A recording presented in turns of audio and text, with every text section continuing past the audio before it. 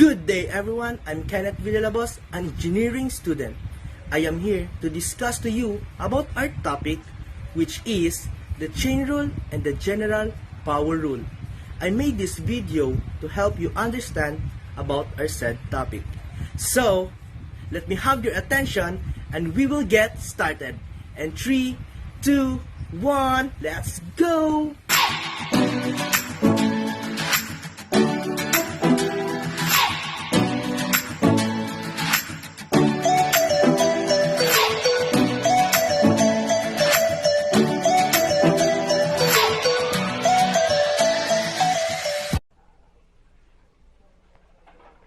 Chain rule and the general power rule. First, I will discuss to you what is chain rule. Okay, what is chain rule? Chain rule is a rule used in differentiating composite functions. This rule is called the chain rule because we use it to take derivatives of composites of functions by changing together their derivatives. The chain rule can be thought of as taking the derivative of the outer function applied to the inner function, and of multiplying it times the derivative of the inner function. The chain rule is arguably the most important rule of differentiation. It is commonly where most students tend to make mistakes by forgetting to apply the chain rule when it needs to be applied, or by applying it improperly. Try to keep that in mind as you take derivatives. A composite function is a function whose values are obtained by applying one function to the result of another function. If the function y is equals to 3/4 x is the composite of the functions y is equals to 1/4 u and u is equals to 3x, it expressed as g of f times x, which means g of f of x. This is the concept. In the given function above, our dy over dx is equals to 3/4, our dy over du is equals to 1/4, and our du over dx is equals to 3. Since 3/4 is equals to 1/4 times 3, then dy over dx is equals to dy over du times du over dx. Generally, chain rule is expressed as f prime of x is equals to f prime times g of x times g prime of x, or y prime is equals to f prime times u prime. So okay guys, so let's try to solve the chain rule. Here's our illustration. Find the derivative of the following composite functions. So here's our example number 1. Y is equals to quantity 4x plus 3 quantity squared. The given function is the composite of y is equals to u squared and our u is equals to 4x plus 3. Taking the derivative of the functions with respect to the respective variables. So our dy over du is equals to 2u, and our du over dx is equals to 4. Substitute the value to the formula. So here's our formula. Dy over dx is equals to dy over du times du over dx. Then substitute, which is the dy over du is 2u times our du over dx is 4, then multiply 2u times 4 is equals to 8u. Write in terms of the original variable x. dy over dx is equals to 8u. So this is the This is the final. So substitute the value of u.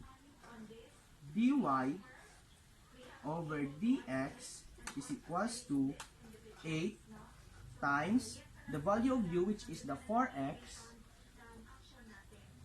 plus 3, then simplify. The final answer is y prime is equals to 32x plus 24. So that's all, guys. Our final answer is y prime is equals to 32x plus 24. Okay, let's proceed to example number 2. Our example number 2 is y is equals to 12x quantity squared. Our dy over du is equals to 2u, and our du over dx is equals to 12. Then substitute the values to the formula. So this is the formula: dy over dx is equals to dy over du times du over dx. Our dy over du is 2u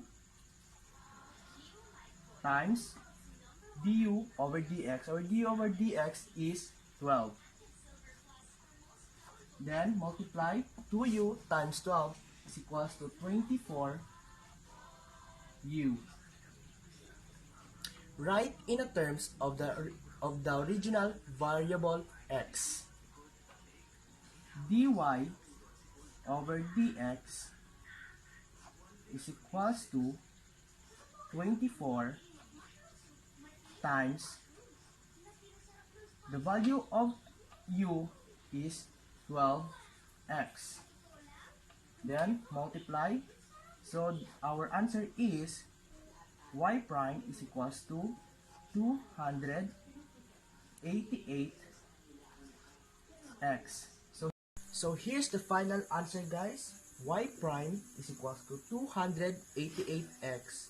So that's all, guys. I know you already know how to solve the chain rule.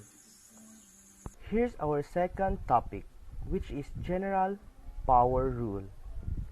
Okay, what is general power rule? The general power rule states that the derivative of a function is n times of the function raised to n minus 1 power times the derivative. General power rule is under the chain rule. Here's the formula: d over du u raised to n is equals to n times u raised to n minus 1 times u prime, where u is a function and u prime is equals to derivative of u. Okay, guys, let's solve the general power rule. So here's the illustration.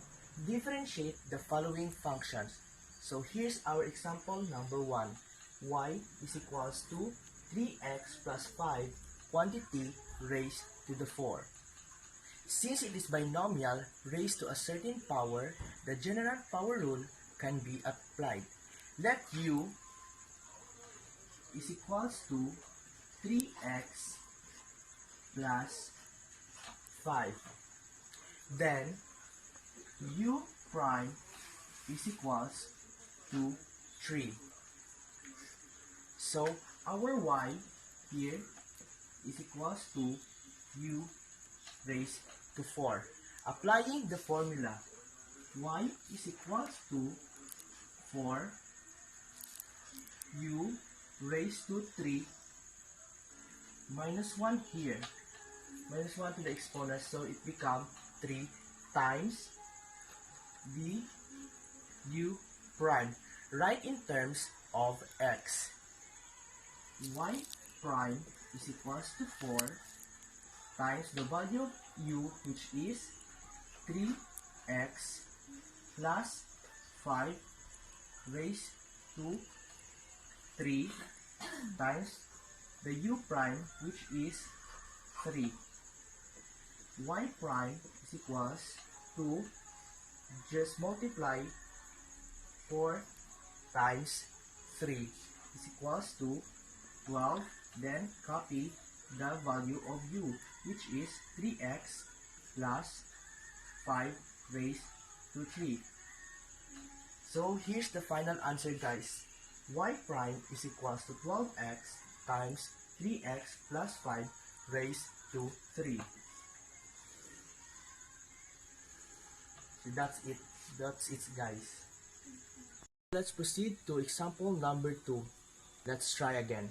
So our equation is f of x is equals to 3x minus 2x squared quantity cube. So our u here is equals to 3x minus 2x squared.